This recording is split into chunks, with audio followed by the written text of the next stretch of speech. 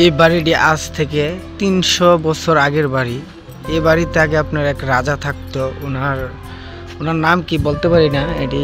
এটা আজকার বাড়ি না, তো এটা ওরার সভা ছিল, সবার ঘর ছিল। তো আগের মানুষ কিভাবে চলাফেরা করতো দেখেন, আগের মানুষের ঘর কত সুন্দর।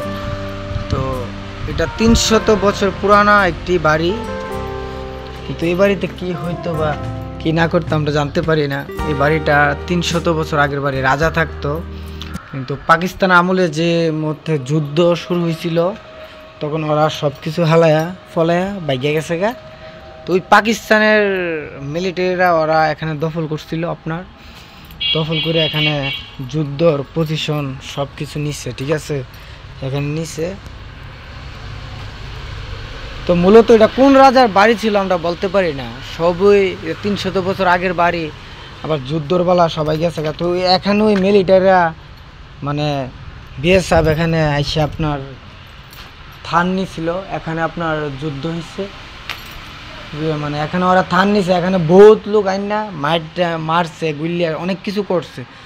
তো দেখেন আপনারা পুরান একটা বাড়ি, মানে এখন লর্ড সিমেন্ট দিয়ে আপনার বাড়িঘর বানায়, দেখেন সব কাঠ, মানে লর্ডের কোনো চিহ্ন নাই। দেখেন কাঠ দিয়ে কীভাবে সম্ভব এটা বানানো, আমি তো বুঝতে পারতেছি। দেখছেন আগের মানুষ ব্রিটিশরা কত মানে কীভাবে বিল্ডিং তুলছে, দেখেন শুধু কাঠ দিয়া ছাদ ডালাই দিছে। দেখেন কোনো লর্ডের কোনো বংশই নেই, দেখছেন আপনারা, এই দেখেন লর্ডের কোনো বংশ নেই। এটা কীভাবে সম্ভব, শুধু আপনার একটা শিপ দিছে লর্ডের পার্টিশন।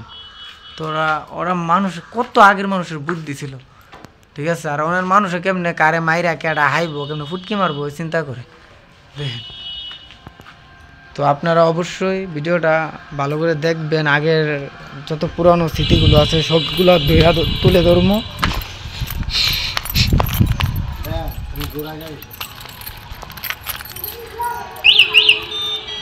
এটা একটা রাজবাড়ি, কিন্তু এটা রাজার গাটলা ছিল, ওনার গাটলা ছিল। এটা একটা বড় দিঘি, ঠিক আছে।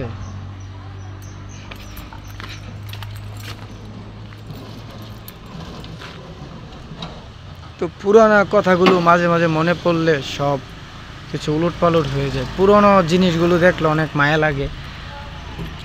পুরনো জিনিস আসলে আগের মানুষ কত সুন্দর ছিল, কি সুন্দর করে ঘর দুয়ার তুলতো। রাজার আর বাড়ি।